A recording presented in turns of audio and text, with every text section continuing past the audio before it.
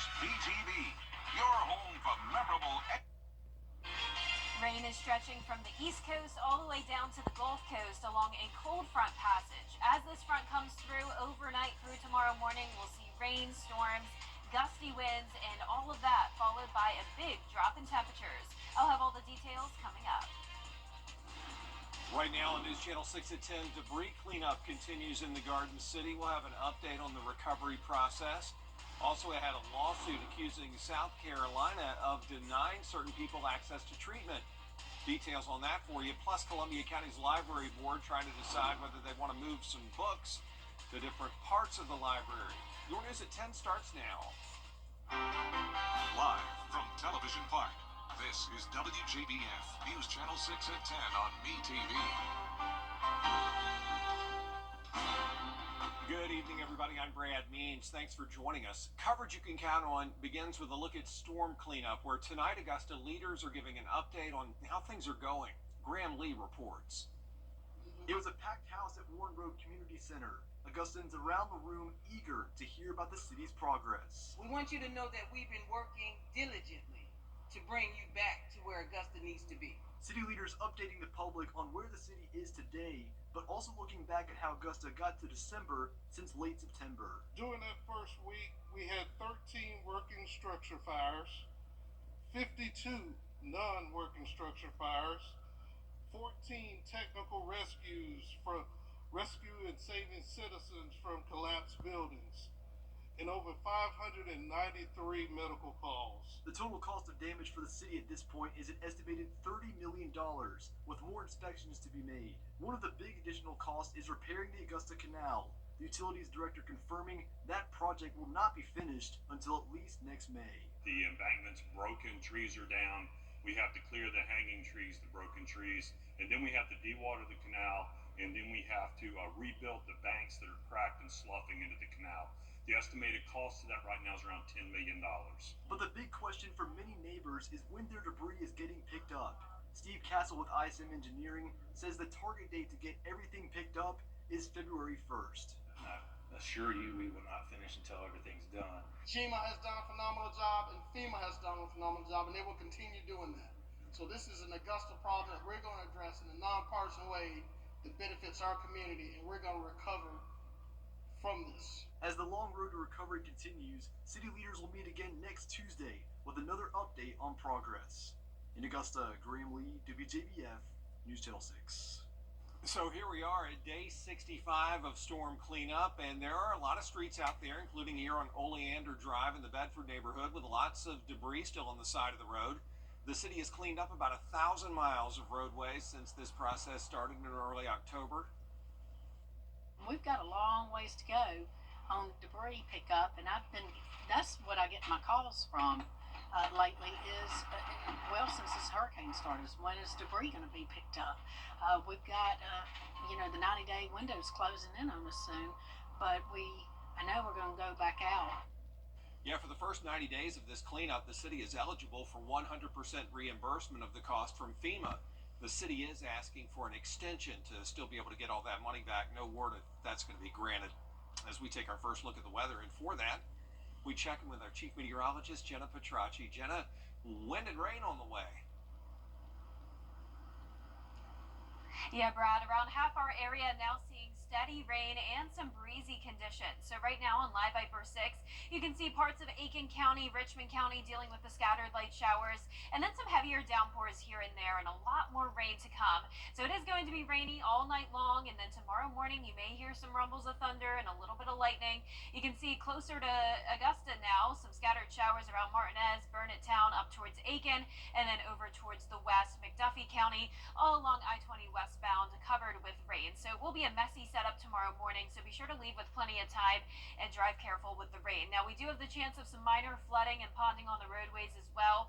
Rainfall totals are climbing up to around 1 inch to 1.5 inches around Tolliver County down to Hancock County. Now, the majority of the CSRA does only have amounts up to around 1/4 inch, so a lot of us won't receive more than 1 inch of rain by tomorrow, but some of us could get up to the 3-inch mark.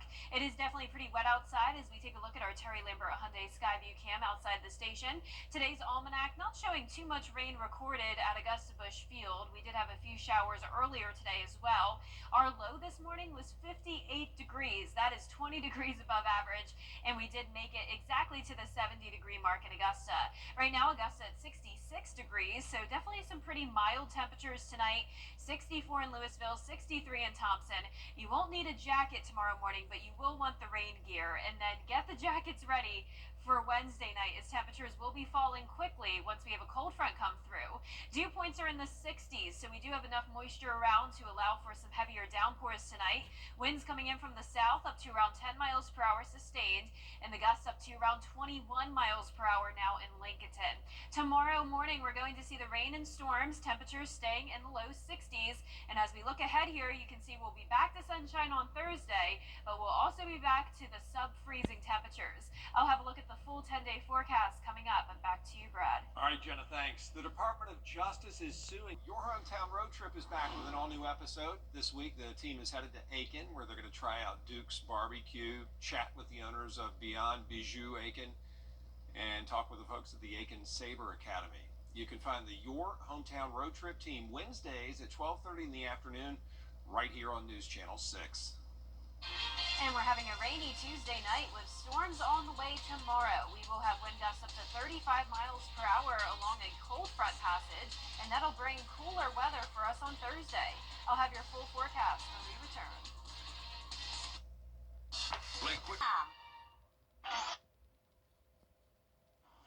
Now, your most accurate forecast with WJBF Live Viper 6. Welcome back. Yesterday, I had a super fun school visit over at Grace Child Development Center in North Augusta. This was my second year in a row visiting the 4K and 5K students, and I was so impressed by them. For the first time ever, I decided to let the little ones come up and give the 4-day forecast, and I have to say, they did a fantastic job. I was really blown away, and a few of them even asked some really impressive questions like, how do I build the forecast every day?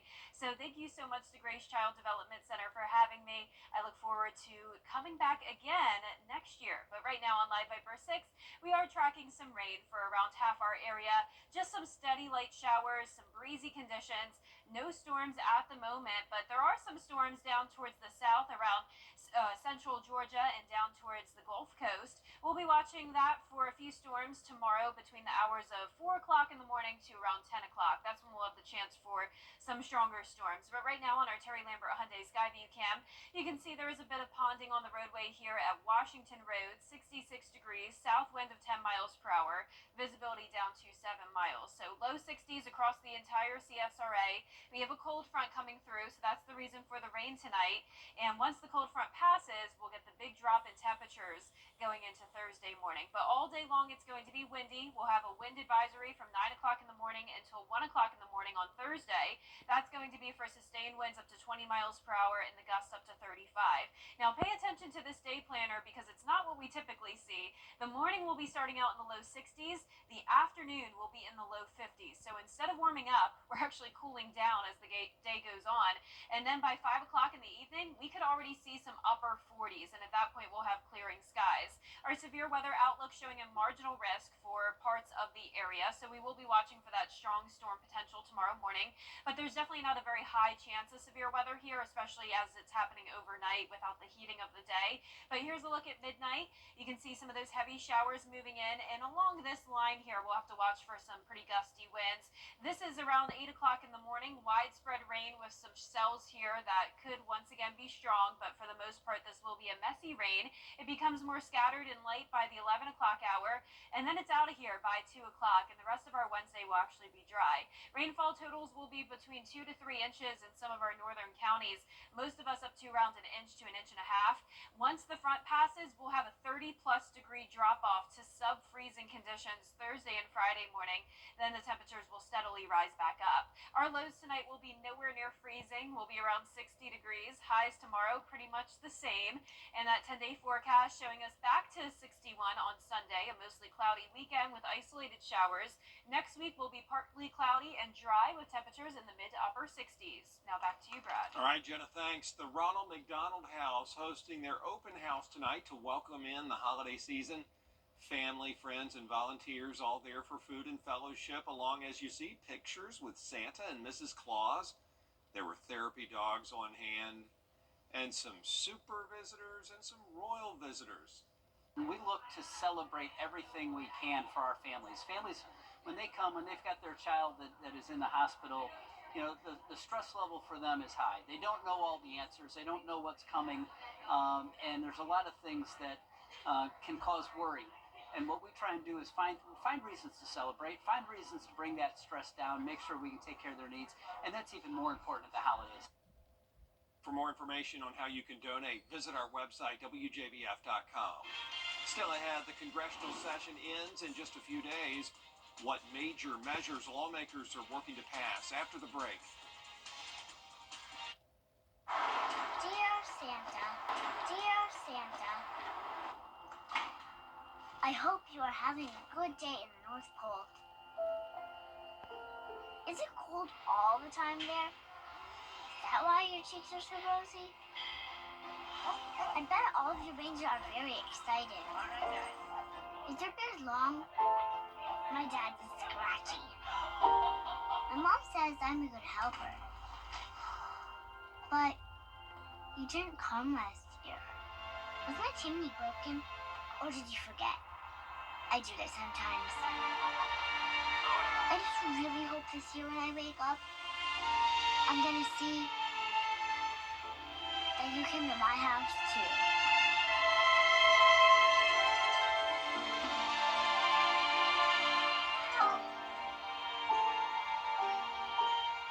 Donate to Toys for Tots and help the Marines deliver hope to a child in need. Want to get up close and personal with the weather? Request a school visit from Chief Meteorologist Jenna Petracci today. It's a cool and exciting way to bring the fun and fascination of weather to students of all ages. Or take a field trip to our state-of-the-art studios at Television Park in Augusta. It's an interactive experience your class won't forget. Request a live Viper 6 school visit or studio tour by signing up today at WJBF.com/schoolvisit. Black excellence. Barnwell looking to bring home a state title this week, and they're getting ready at the home of the Gamecocks. Stay with us.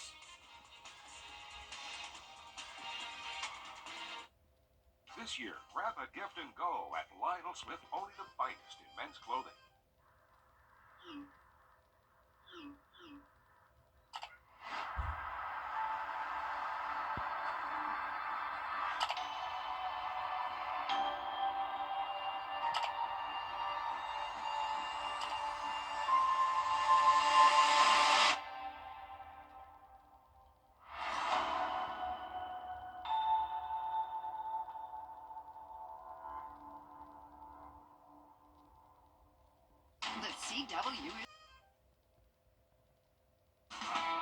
Now, WJBF sports coverage you can count on. The Barnwell Warhorses are gearing up for their 2A state title game, getting in their second to last practice in at the Spurrier Indoor Facility. The 13-1 Warhorses had a special opportunity to prepare for their state championship matchup. They were granted access to the South Carolina Gamecocks football practice facility in Columbia. Still a great place to come in, bounce around, get out of school a little bit, be in a different environment, be able to concentrate on just football for a few hours. Football has been on the players' minds since the offseason. Last year's postseason loss to Oceanside motivated the team to get right back into the weight room. With the senior-laden squad we've got, we really thought we had a shot. We've been able to get through the gauntlet the last few weeks in the lower state and make it this ball game. So these kids are excited. We're excited. For the Barnwell seniors, they've poured their blood, sweat, and tears into this season, preparing for a moment like this. Well, this is my last high school game, so just coming out with the win, winning the state championship for our community, you know, for our team, for our coaches, I feel like we deserve it with all the hard work we put in. It's an incredible feeling. I mean, to have the opportunity to play for one, I mean, not many people can say they played for one, and it's super thrilling, and I just can't wait. The Warhorses are seeking their first state championship since 1988, and they feel this year's team is the one to bring a ring back home to Barnwell. Barnwell's a football town in the state of South Carolina. It's one of the best in the state of South Carolina, and that's one of the reasons that we want to win this for our community. I just can't wait. I mean, I want to bring a ring back to Barnwell just because they support us so much, and they're just an incredible community. The Warhorses square off against Clinton at 2 p.m. Thursday at South Carolina State University. Reporting in Columbia, Gianna Cephalou, WJBF News Channel 6 Sports.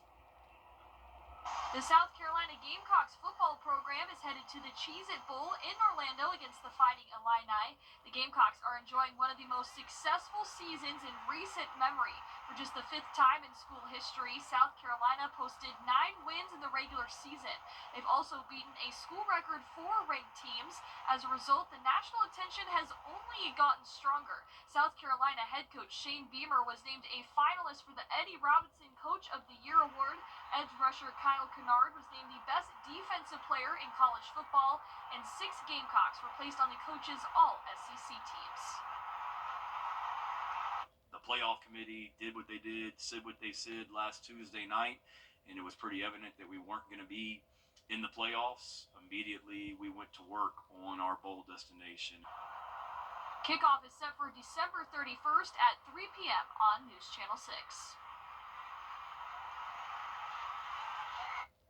Lots of teens stream. Remember those in need this holiday season with the WJBF News Channel 6 Giving Your Best Toy Drive. Your donated toys will go to Project Life Augusta. Just drop off your new unwrapped toy at WJBF News Channel 6 or these Security Federal locations. And we thank you for giving your best this holiday season. The WJBF News Channel 6 Giving Your Best Toy Drive is brought to you by Piedmont Augusta, Security Federal, and Science Co. Every day, ordinary people in the CSRA do extraordinary things to serve our community. Each month, News Channel 6 recognizes these outstanding volunteers with the Giving Your Best Award. Do you know an everyday hero who goes the extra mile to help others? Nominate them for the Giving Your Best Award by visiting WJBF.com and filling out the entry form. Sponsored by Science Co., Piedmont Augusta, Security Federal Bank, and News Channel 6.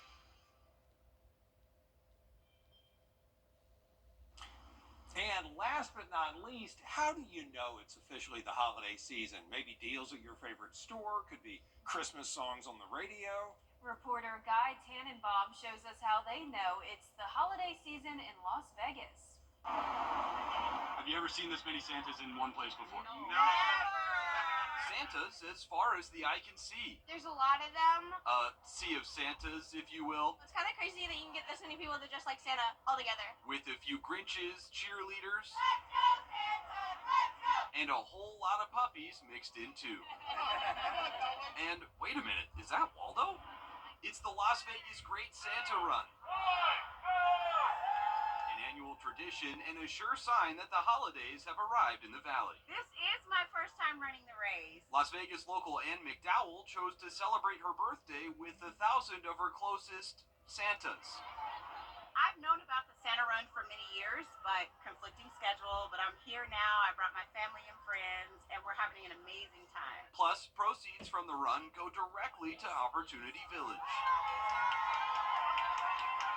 When most people think about Las Vegas, they think about, Sin City. There's a lot of amazing things going on in our community. What Opportunity Village is doing for our disabled population is unmatched, and this is one of those events that represents exactly what they're doing. Santas of all ages. It's so fun out here just to see everybody's smiling face and spirits of the holidays. Spreading holiday cheer. And it's just great for me to be here with my family to create awesome memories. And doing some good along the way. I got choked up for people doing the same thing all together. It was wonderful. Reporting from the North Pole, downtown Las Vegas,